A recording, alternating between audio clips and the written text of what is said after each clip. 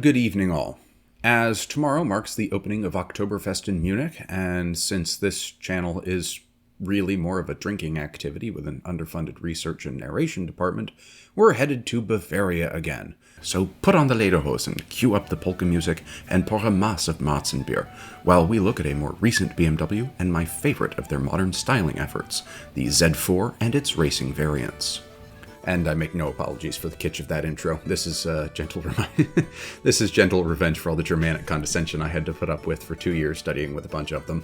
Also, Bielefeld does exist, but it was shrunk to O scale and transported to the moon on the last V2 to make it out of Peenemünde. Anyway, on with the video! This may not make it into the final edit. The Z4 road car first debuted in 2002 at the Paris Motor Show, hitting the open market in the United States before the end of that year as a continuation of the Z Roadster line, or Z Roadster line, that started back in 1989 with the Z1. However, in contrast to the Z1 and Z8, both the Z4 and Z3 that immediately preceded it were built and sold as mass-market models, rather than low-volume proofs of concept or homages to past models, as was the case with the 1 and 8 respectively. The Z3 was generally popular, sold well, but wasn't exactly a styling masterpiece, and James May noted that the gearbox had some seriously wacky ratios, with the M Coupe singled out as a particularly ungainly-looking car, and being awarded the dubious nickname of Clown Shoe, due to its unique rear styling features. For 2003, however, the Z3 was replaced with the Z4, with updated mechanicals and a much more fetching exterior that earned comparisons to a Shark, which, I think you, dear viewer, will agree, is a generally preferable comparison point versus a Clown Shoe. Originally only sold as a roadster, the first-generation Z4, internal designation E85, had a unibody chassis primarily constructed from steel and was sold in the United States with either a 2.5 or 3-liter alloy block straight-six engine, with a 2-liter straight-4 also available in Europe. Chassis stiffness was improved over the Z3, as was the rear suspension, and non-structural body panels were made from weight-saving materials such as aluminum or magnesium. 2006 saw the introduction of both the Z4 Coupe and the M versions of the car, both a roadster and a coupe. The M versions shared a power plant with the outgoing E46 M3 and generally more performance-focused mechanicals, including hydraulic power steering rather than electric, a faster steering rack, and uprated brakes from the M3 CSL. And while the Coupe was never a considerable sales success in either M or non-M form, it was certainly better looking than the Z3 Coupe, and it did provide the base for the first racing version of the Z4, the M Coupe GT. Authorized concurrently with the M versions of the Z4, the GT was primarily intended as a new race car for customer teams competing in a variety of championships across the globe that were slowly coalescing into the now omnipresent GT3 rule set, although the unspoken primary focus of the car's development was specifically the Nürburgring 24-hour race. The basic chassis and mechanicals of the M Coupe were retained. The addition of the roof had more than doubled the chassis' torsional rigidity, so obviously they kept that rather than the roadster chassis, as well as the M's naturally aspirated 3.2-liter straight-six and manual 6-speed. But the engine was tuned up from 343 horsepower to 400 horsepower and 295 pound-feet of torque. There was an emphasis on flexibility in the car's overall componentry to allow it to compete across championships at multiple levels, but all cars had more aggressive aero than the road car, most notably a big rear wing and deeper front splitter. In addition, they had ventilated disc brakes on all four wheels, with total vehicle weight coming in at 2,646 pounds. I've forgotten to do the kilogram conversion. That's about 1,200 kilos, I think? That sounds about right. Pricing for the car from BMW Motorsport was quoted at €250,000 plus VAT, and Duller, probably Düller, they're Austrian, Motorsport was tapped to debut the first car of the original 12-car production run in the 24 Hours of Spa that year. Though Düller had to tap out following the free practice sessions due to some teething issues with the car, a month of troubleshooting and adjustment addressed these issues, and their entry at Silverstone for the 2006 Britcar 24-hour race saw the team take an outright win, with a mixed British, German, and Austrian squad of Dieter Kvester, Dirk Werner, Tim Mullen, and Jamie Campbell-Walter, competing 1,900 miles around Silverstone to stand atop the podium. They would repeat the feat the subsequent year, admittedly with Tim Mullen replaced by Johannes Stuck, besting their previous result by 1 lap and holding off a very serious challenge by the Top Gear chaps in their Diesel 3 series. Okay, maybe not, but that was the year that the Top Gear chaps went and did that 24-hour race, and it was the same race. I think Series 10, Episode 9, for all of us mourning the end of the line with Clarkson, May, and Hammond. Anyway, these, along with 3 class wins at the 24 Hours of the Nürburgring from 2007 to 2009, were the car's most notable results in Western competition. But the original MGT proved quite popular in Japan, with Petronas Cintium Team's 2 cars dominating the 2008 Super Taikyo Endurance Series with nearly 3 times the points of the second-place team. Apart from Hans Joachim and Johannes Stuck, who were imported for the series, the other drivers' names are all quite difficult to pronounce, so apologies, but we had the Stucks stuck with Farike Haruman, Nobuteru Taniguchi, Masataka Yanagida, and Manabu Rido. There was also a modified version that competed in the Japanese Super GT Championship, running a version of the M5's V8 power plant, starting in late 2008 and continuing through 2009, but they placed poorly in the 2009 championship in particular, managing to only finish a single race out of 8 starts, and that a mere 10th in class. For 2010, though, they, along with the rest of the BMW racing world, had the opportunity to upgrade to this, the new E89 Z4 GT3. Obviously, it was available in more than just the Turner livery, but that's what I've got pictures of, so fight me. Coming in 1 year following the introduction of the new generation road car, the E89 had disposed of its ragtop and coupe versions and swapped them out for a metal folding roof, at least for the road car. Styling further improved as well, I dare say, although on a more marginal basis than the Z3 to the Z4 in toto. Fun fact, it was actually the first BMW completely designed by 2 women, which means that they were also more successful, if a bit behind, Volvo on that front, because the Europe concept car was a bit of a dither and faff affair. For more info, you guessed it, there's a video on the channel already. Anyway, while the road car retained engine options ranging from a straight 4 to a twin-turbo straight 6, all the original power plants were naturally aspirated, the new Z4 GT3 departed from its predecessor's power plant options and instead got its power from a 4-liter V8 lifted from the contemporaneous M3 GT2 and producing 480 horsepower in this application. The body panels were now carbon fiber, including the roof, which, needless to say, didn't have any folding capacities because GTs don't really go racing with the roof down these days. There was now a sequential 6-speed gearbox, traction control, and ABS, all typical for GT3. Other changes from the previous generation Z4 GT included an even larger dual-element rear wing, as well as a wider front splitter and rear diffuser, a slight weight savings, now tipping the scales at 2,624 pounds, 10 kilos less than the prior generation. Ready for the start of the new 2010 FIA GT3 Championship, as the standard FIA GT Championship had died the previous year or 2 years before, it debuted with Schubert Racing, and after the typical new car teething problems, it managed to score class wins at Jarama and Zolder in the season, as well as an off-season win at the Dubai 24-hour race, with cars showing up in other race series as production continued throughout the year. Then, BMW did something a bit unexpected. They essentially evoed the car after less than a full year, with the 2011 version of the Z4 GT3 now sporting a more powerful 4.4-liter V8 producing 508 horsepower and 380 foot-pounds of torque. The transmission now had paddle shifting added, and the aerodynamics were further refined, particularly in the rear wing area, and these refinements and enhancements immediately came good. An outright win in the Dubai 24 Hours kicked off an excellent year for the car, courtesy of Team Schubert and a lineup featuring Augusto Farfus, Tommy Milner, Claudia Höttgen, and Edvard Sandstrom.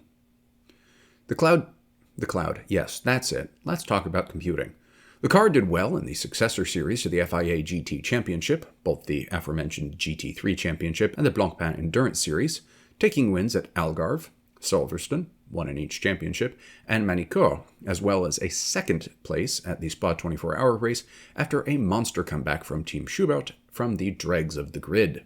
finishing a mere 2 laps behind a V10-powered Audi R8 GT3 that finished atop the podium. In the Japanese Super GT Championship, Taniguchi-san and Taku Bamba won their class championship, a feat Taniguchi would repeat in 2014, co-driving with Tatsuya Kataoka, tied in 2014 with an SLS AMG driving duo. 2012 saw additional but more minor changes to the car, namely a revised exhaust system and carbon fiber rear wing to save additional weight, while the car was newly eligible for the FIA World Championship.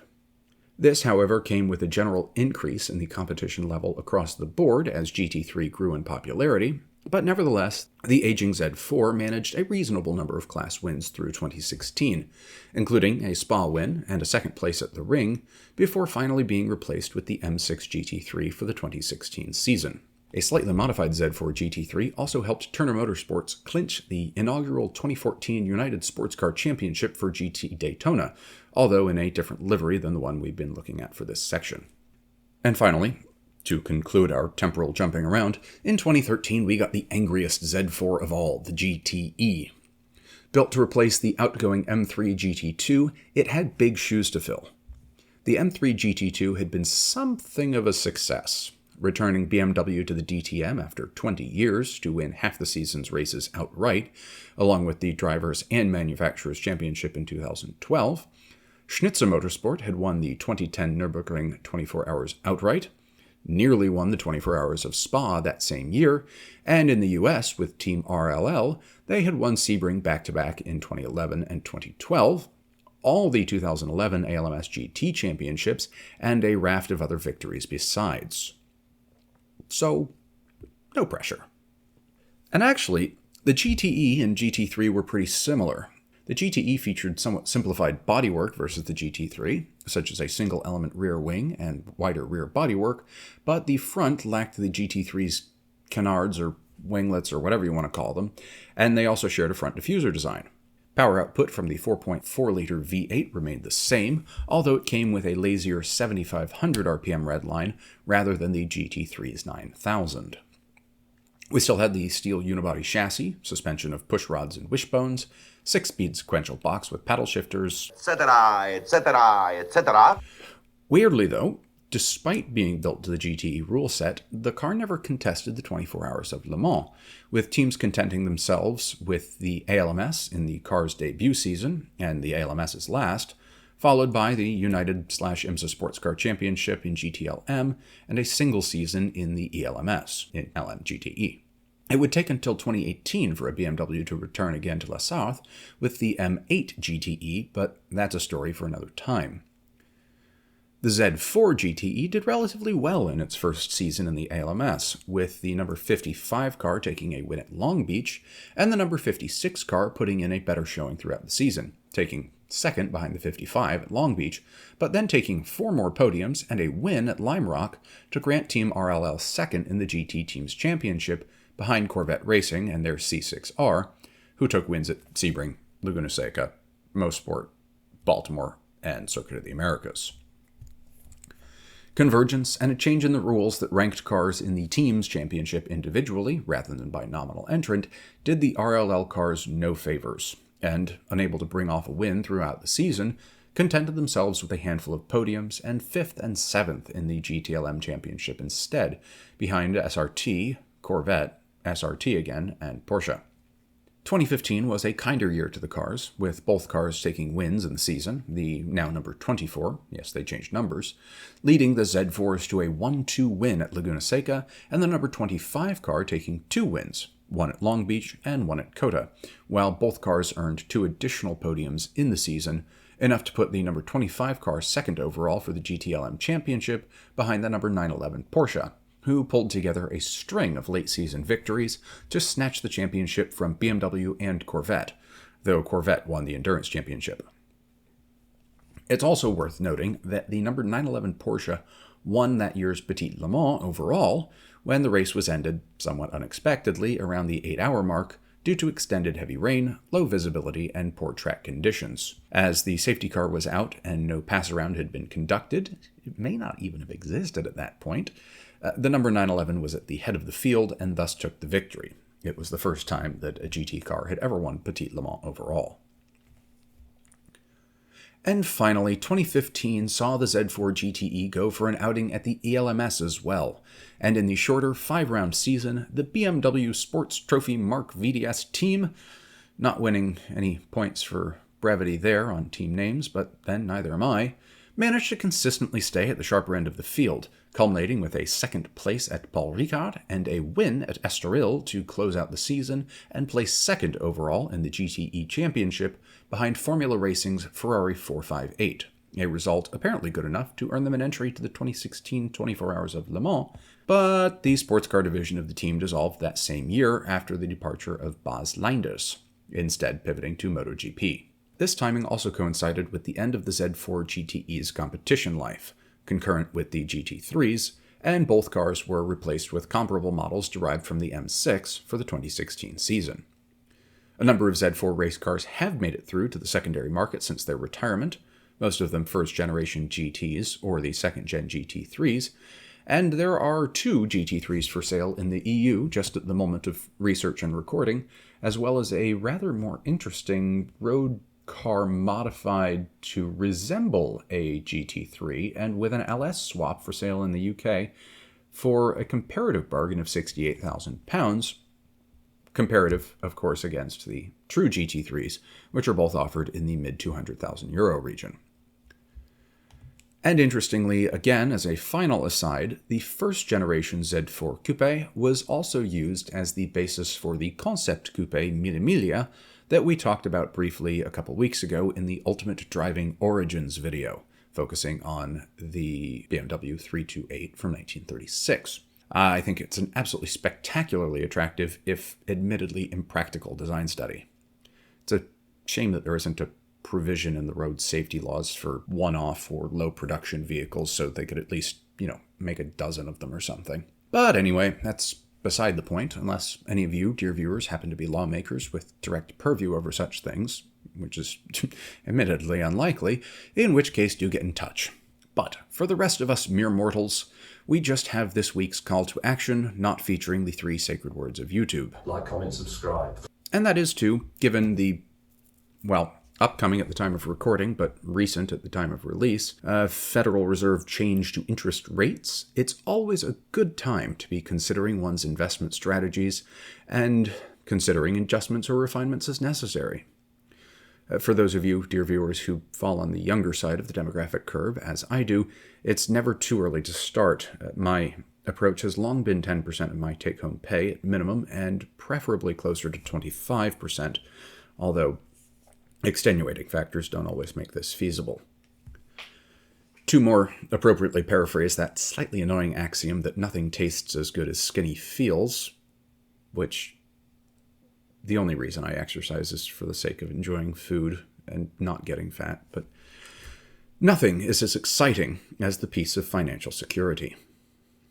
Or, if you prefer a fun one, go and have a listen to the works of Stan Rogers. He's one of the most underappreciated talents in the folk world, and one who, unfortunately, was taken from us far too soon. I'm an enormous fan of his music.